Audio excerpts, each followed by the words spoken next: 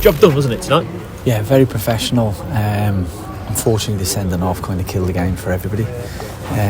But I thought up until that point, when it was 11v11, I thought we were outstanding. I thought we played really well. Some really good patterns of play, some really good control in the game. Because I felt against Fleetwood that cost us. We controlled the game really well on Saturday without going backwards. But we didn't control the game.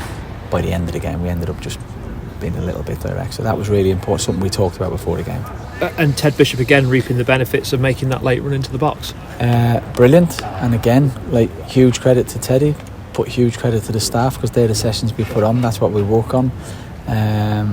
What I want to see is the things we work on a Monday to Friday, because that's what we go to work for, and then I'm executed on a match day. But Teddy's he's a brilliant talent.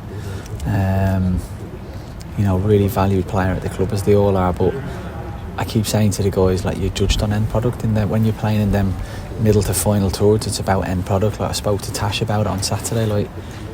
Off the ball, you're outstanding, really athletic, do everything we do, but actually we need to see something on the ball as well. And he made a goal on Saturday. But pleased for Ted. And when the ball dropped to him for the second goal, if I could pick any player in the team to know what to do and to execute it, to know the open goal, to execute it, it would have been Ted. So really pleased to see him on the end of that. And for Ted, someone you worked with in the past, are you happy to see that side of his game coming to the fore, the goal scoring, up to 5 already this season?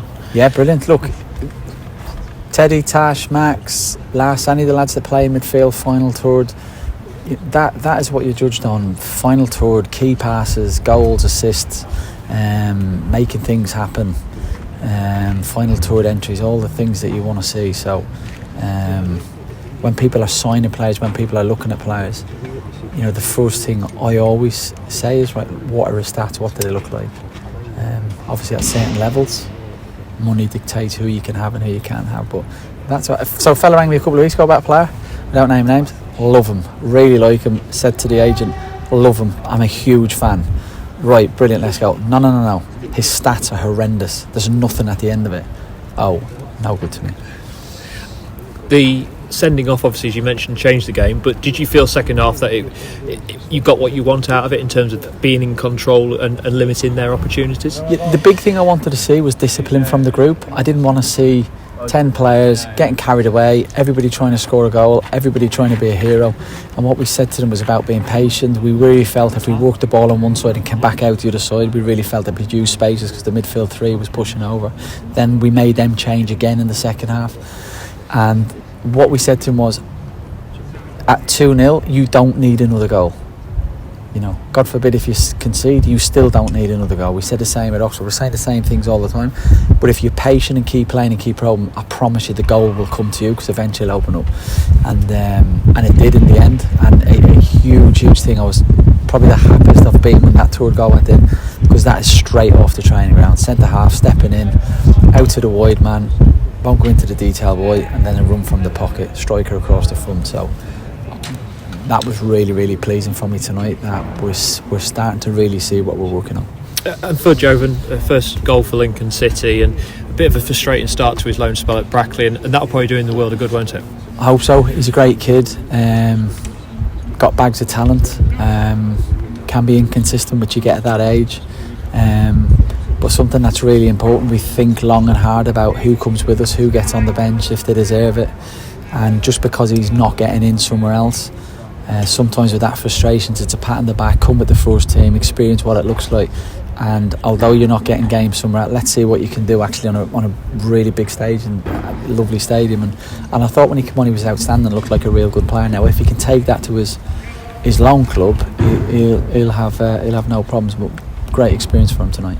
Your two debutants, Jay Ben and Jack Diamond, how do you feel they did? Both brilliant. Kind of ironic because we were looking for different things, because Jay's night was really about getting minutes and coming through and getting some game time and playing with the lads. I thought he was outstanding. He's a real talent. He's got a good understanding of his position, huge, incredible athleticism.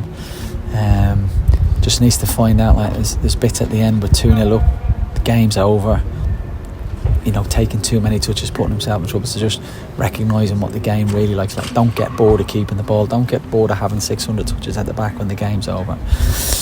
and I just thought Jack was outstanding. He trained with us yesterday and we were like, he looks like a really good player, but you know, training's training, we need to see more, and the longer you see players, then you see the things that they don't do as well. Sometimes, you know, but what we seen in training yesterday and what we seen today was like huge confidence boost for everybody and for him, because he needs minutes as well. And did Joe Walsh come through his 45 okay?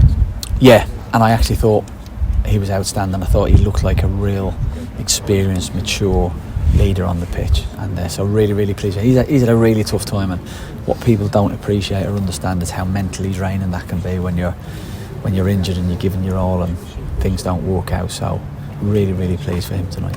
The penultimate interview until January where I'll ask this question. Latest on transfers? Brilliant question. I had 2 Zoom calls today with 2 different players. I've just walked straight past Jez. I should have asked them actually. So we might have, you know, we've gone out of a way to get another player in. We've had 2 Zooms with 2 players today, which I felt both went really well. We've done all we can, so it's now up to the player to decide if we're the club for him. And I'm hoping when I get off this I may have an answer, but it could be a no, it could be a yes, I don't know, but we are trying to make that happen. And with those 2 players, would that be just those 2, as in if one of them turns you down, you're not going to try and get anybody else, it's down to these 2? If they both turn us down? If one of them turns you down? I think one of the keys is, Rob, is about getting the right people. So we talk about lots of players, there's some really good players out there. We've had a phone call from one club about, I'm going to be careful what I say here because I don't want to confuse the fans thing, but why aren't you getting them in? You know, clubs rang us up and said we'd love this player to come to you and to you only, and he's a really good player, but he's not what we're looking for. So it's not what I want, it's not what I feel we need. So sometimes those things, it's about getting the right players in and not any player, because my son asks me every day if he can come in and play. Daddy, can I come and play? And I keep saying, I'm really sorry, Pep, but you're not allowed, buddy. you're not the profile I'm looking for at this age. So yeah, it's about getting the right people in. And outgoings, are you expecting anybody, or is it just a bit of a waiting game now as a head coach in these final couple of days? Yes, absolutely. We've had no approaches from anybody, none that I'm aware of. Will things change possibly in the next 2 days? I think there's the possibility of that happening. In terms of people coming in and asking for our players, we've not had anything yet. And I guess, although you've been involved in first team environments, this will be a real learning curve the next couple of days of just how busy a transfer deadline can be. Yeah, and to be honest with you, it's not just this week. I have to say the whole experience since I've been in, I don't mind. I think I'm good at holding my hands up. I've learned so much. I've made loads of mistakes already, trust me. It might look good, I hope it looks good and you can see what we're doing, but I've made lots of mistakes already in a short period of time. I don't mind saying that, but I'm a big believer in taking confidence from learning and your mistakes and what you can do to make them better, and looking at the positives, and I don't beat myself up over things as long as it doesn't affect the club, which it hasn't. They're individual things for me. So the whole experience has been a huge learning experience.